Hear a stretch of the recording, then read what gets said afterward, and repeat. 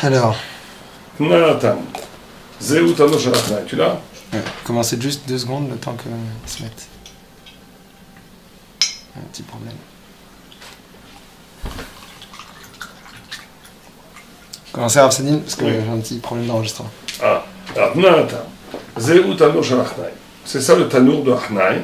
Ma Achnai, Amar Rabbi Yehuda, Amar Shmuel, Sheikifu Dvarim, Ke Achnazo, comme un serpent, Ve Tamehuhu. En gros, il y avait, pour récapituler, il y avait un tanour qui, d'après le texte, était assemblé avec du sable, qui était cassé, assemblé avec du sable. Et un keli, pour recevoir la touba, doit être entier. Dès qu'un keli est cassé, il ne reçoit pas la touba. Donc il faut une dignité de keli pour recevoir la touba. Donc il y a eu une grande marloquette, est-ce qu'un keli qui est cassé et réparé par du sable, on va dire ça comme ça, assemblé par des choses, des forces extérieures, est-ce qu'il retrouve sa dignité de keli, ou est-ce qu'il ne la retrouve pas, et donc la nafkamina halachique, la conséquence halachique de la loi, c'est est-ce qu'un tanour comme ça est susceptible de recevoir l'impureté ou pas. Donc Rabbi Eliezer dit non. Rabbi Eliezer disait que le tanour restait taor, donc il ne retrouvait pas le shem, le nom d'instrument. Il restait dans sa brisure, on va dire ça comme ça, alors que les rabbins pensaient que l'assemblage d'un tanour, d'un four avec du sable, pouvait redonner au Kéli son nom de Kéli. En gros, ça va marcher. Maintenant, pourquoi est-ce qu'on appelle tanour Achnai? Achnai, c'est le nom d'un serpent, donc ça veut dire qu'ils ont entouré Rabbi Eliezer d'arguments, on va dire, pour rendre tamé le tanour, et que lui n'a pas accepté, on va voir l'histoire, et que voilà l'histoire. Alors déjà, une des interprétations qu'on peut donner, c'est à savoir, est-ce que on pourrait presque y voir une figure d'un homme ou d'une personne qui a été brisée, qui a été cassée, qui a fauté, qui a fait rentrer des blessures en lui, qui a fait rentrer des abîmes en lui, et qui est reconstruit par des forces extérieures. Ça peut être même la Torah. Est-ce qu'il retrouve une complète dignité humaine? C'est possible qu'une psychanalyse est capable de rendre à la personne son intégrité psychique. Si on devrait traduire en termes modernes la question, ça pourrait être cela. Est-ce que l'homme est capable de se reconstruire au point où il redevient absolument identique à ce qu'il était avant la brisure?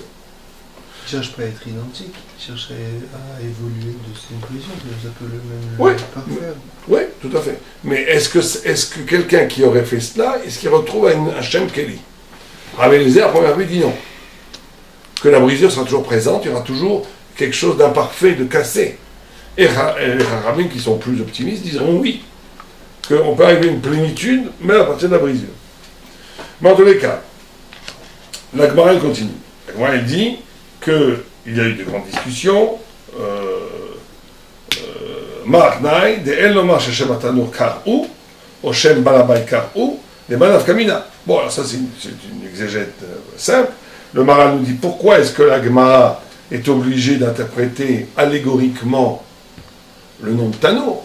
Pourquoi il n'a pas dit que c'est le nom du bonhomme ou le nom d'un endroit?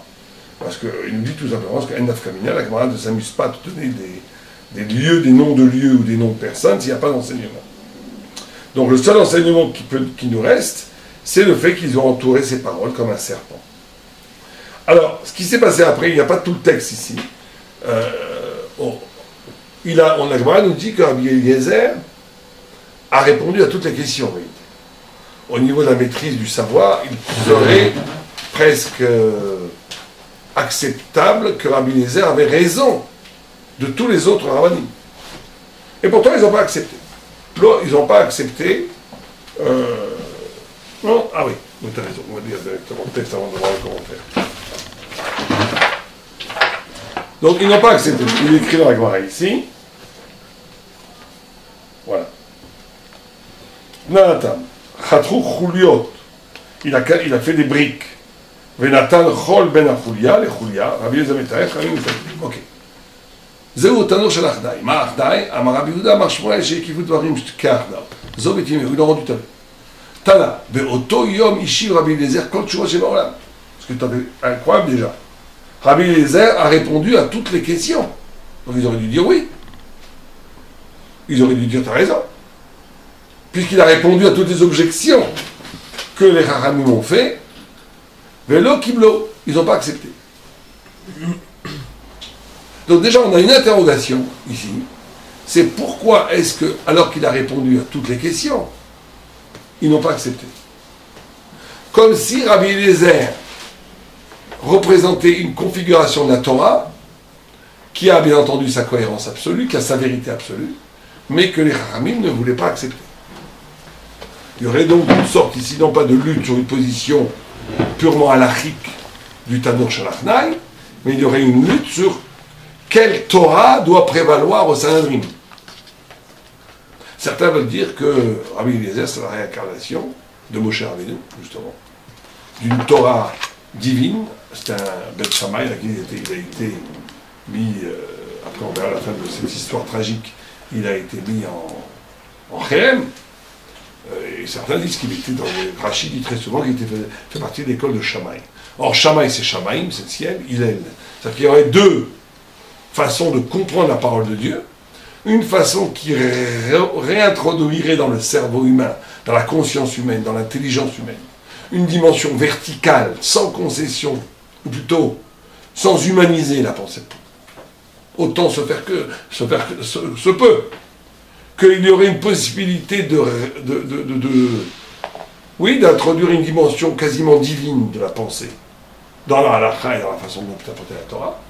Et Hillel, chaque fois on voit ça, c'est tout le temps comme ça, qui est capable de modifier, ou plutôt de traduire, pas d'adapter, c'est pas Bidyavet chez lui, c'est de traduire, de donner une importance à la réception divine, à la réception plutôt humaine, à l'expression divine. Bon. Et donc, ça serait peut-être ça qui serait en jeu ici. Ils ne veulent pas d'une Torah qui fait fi de la réception divine. Ils veulent une Torah qui intègre dans l'expression de la Torah elle-même la dimension de la dimension, comment l'homme comprend cette Torah, et que comment l'homme comprend cette Torah devient lui-même Torah. Ça serait ça la marloquette entre Beth Shammai et Beth Hillel, ça serait la marloquette radicalisée entre Rabbi Eliezer et les sages. Même Shammai, c'est aussi une certaine forme de compréhension de la Torah. Tout le monde est d'accord que l'homme comprend. Mais Shammai considère qu'il y a dans le Tselem Elohim une possibilité de réintroduire une dimension absolument verticale, absolument fidèle à l'objectivité de la parole divine, qui fait complètement fi d'une perspective humaine. Une des marques très connues entre les Shammai et Beth Hillel, c'est par exemple, si une Kala est moche. Elle est bossue et tout. Est-ce que tu peux dire qu'elle est belle? Beth Hillel dit oui, qu'elle peut être belle. Ah, pourtant elle n'est pas belle. Elle est objectivement pas belle. Elle est affreuse. Mais simplement, tu dis, puis tu es capable d'intégrer une subjectivité de la beauté du style Marie.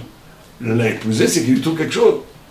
Et donc, il y a une dimension de beauté qui n'est pas objective, mais subjective, qui a un statut halachique. Au point, on peut dire, Kala Na'av Chassida. Mais Beth Shammai se refuse à ça, en disant, tu ne peux pas faire une xéra de dire Kala Na'av Chassida, alors que la Torah dit, Midvar Sheker Tichak. Voilà pour avoir un exemple, il y a plein d'exemples. Est-ce que c'est étonnant, c'est intéressant de voir que parmi les halachot qui sont comme Beth Shammai, ces halachot justement qui gardent le caractère shamaïm, le caractère divin. Par exemple, les tzitzit, c'est comme Beth Shammai, c'est pas comme Beth Hillel. Pour justement signifier que il y a les tzitzit, c'est le miroir du ciel. Que là, il n'y a pas de place pour une perspective humaine. Le problème, c'est que dès qu'on parle de perspective humaine, on est tout de suite dans le grand danger. Ça va être dans c'est quoi la limite de l'objectivité, bon, de la subjectivité qui peut s'exprimer? On peut dire que Beth Hillel fait confiance à l'homme. Ça, on va parler de ça. C'est une question très très très importante que tu dis, parce que, mais on va parler à la suite. Où est la limite de l'hérésie, quoi?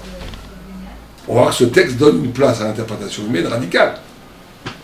Ou est-ce que tu commences pas à dire que ce que tu veux en complètement brouillant le message divin? Ça devient un message humain. Ça va être un des gros problèmes du texte. D'accord? Donc,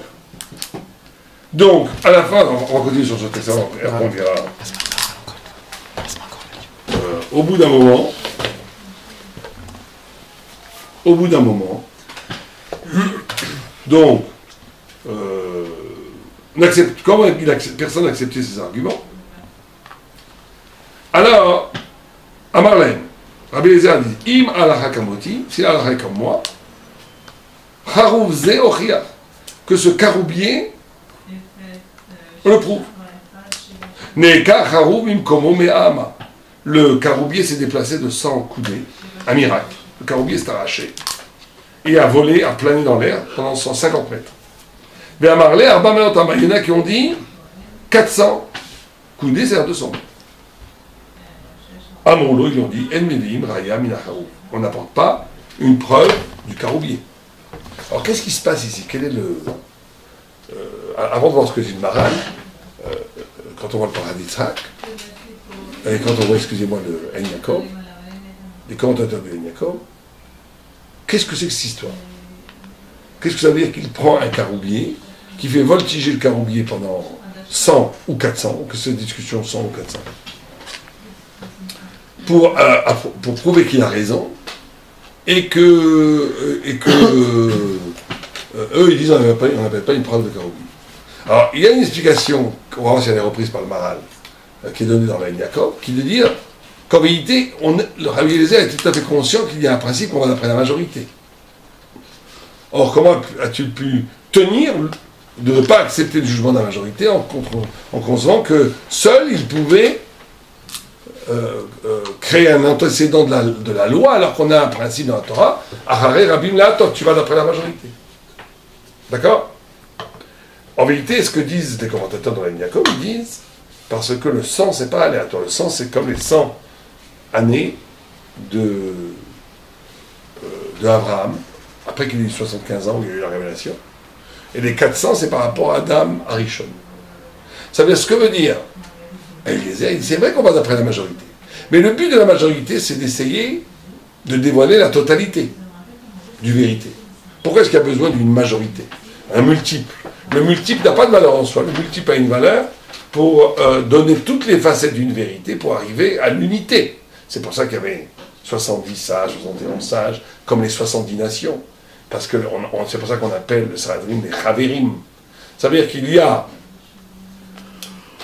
une phrase magnifique extraordinaire dans Nimrod, dans Dor HaPalaga, c'est Dvarim Achadim, Safa Echad Dvarim Achadim. Ce qui est une aberration linguistique. Une seule parole avec des paroles, un pluriel, Achadim, un pluriel singulier. C'est quoi ce Achadim? C'est O Echad O Rabim. Achadim, ça veut dire quoi Achadim? Et certains commentateurs disent c'est ça l'extraordinaire. La langue originelle, qui est l'hébreu, en réalité, l'hébreu réel, pas l'hébreu d'aujourd'hui, l'hébreu politique, mais l'hébreu talmudique, l'hébreu biblique, l'hébreu réel, c'est une unité plurielle, unité. C'est une unité qui est capable de porter en elle tous les sentiments de 70 facettes d'humanité. C'est-à-dire qu'il y a 70 facettes d'humanité, comme il y a Shivim Panim de la Torah, 70 façons de recevoir la Torah, parce que, et c'est une chose qu'on a pratiquement complètement oubliée aujourd'hui, nous les Torah, on n'est pratiquement plus jamais capable de dire une parole qui est porteuse de plus d'un élément. Trouve-moi quelqu'un qui est capable de dire une parole qui a 70 facettes, je te dis, moi j'en connais pas. Quelqu'un qui est capable de dire une parole qui porte 70 facettes, ça veut dire qu'il est capable de raisonner dans les 70 facettes de l'humain et qui en même temps ne perd pas son unité. Je peux dire 70 pshatim. C'est pas ça le pshat. C'est que chaque fois que tu dis une facette, cette facette, de façon dialectique, donne à l'autre sa réalité dialectique. Ça veut dire que chaque facette est comme un diamant à 70 facettes. Donc, tu prends une facette d'un diamant, ça ne vaut rien. Tu prends 70 facettes d'un diamant, la lumière qui se dégage de 70 facettes fait un foisonnement de lumière qui donne une unité à cette lumière. Eh bien, il y a une vérité qui est capable d'être multipliée un en même temps. C'est ça la notion de Rabim La'atot. C'est-à-dire que tu vas d'après la majorité, parce que cette majorité constitue la possibilité d'essayer, même le Sanhedrin essayer, de rejoindre l'unité. Primordial à partir de la multiplicité. Parce que nous, actuellement, nous confondons l'unité avec le chiffre numérique de 1. C'est pas parce que tu dis une idée qu'il y a une unité. Au contraire, parce que tu dis une idée, elle est séparée. Donc elle n'est pas unité. Elle est en exil de la vérité qu'elle essaie d'exprimer.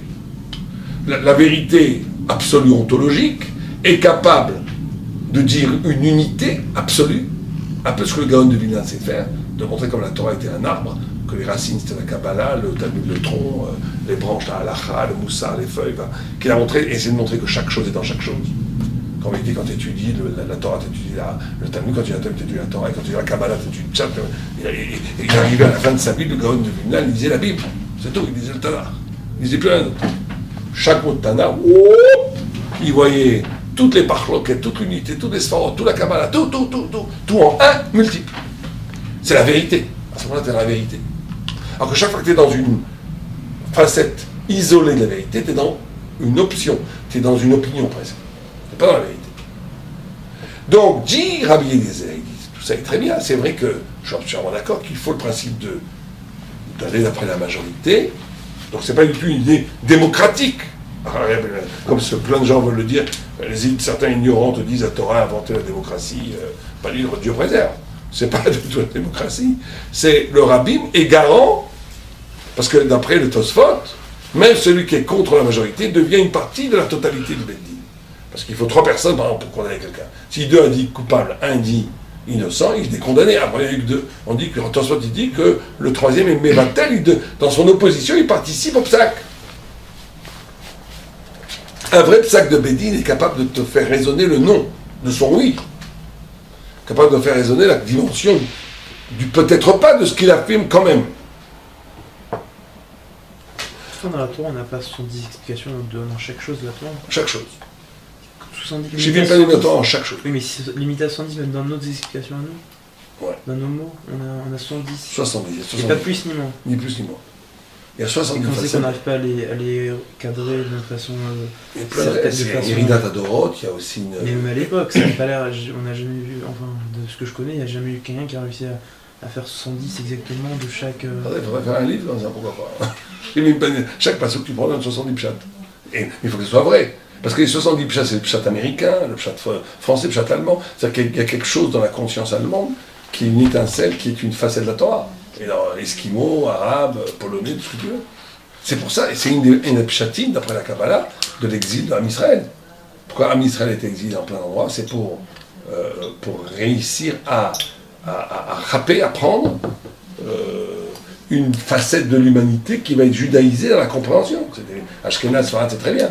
Bon, aujourd'hui, il y a 2 ou 3. En réalité, aujourd'hui, il n'y a plus qu'un, il n'y a plus de Lituaniens. Tout le monde étudie de toute façon. La Lituanie a focalisé toute la pluralité. Il y a plus il y a un seul chat, c'est le lituanien. Il n'y a plus d'autres chats. Même les Sfarad, ils étudient le lituanien. Il n'y a plus rien. Il n'y a plus rien il n'y a plus de chat Sfarad aujourd'hui. Qui sert à Khalil, qui essaie un peu, mais c'est bon. C'est pas bon.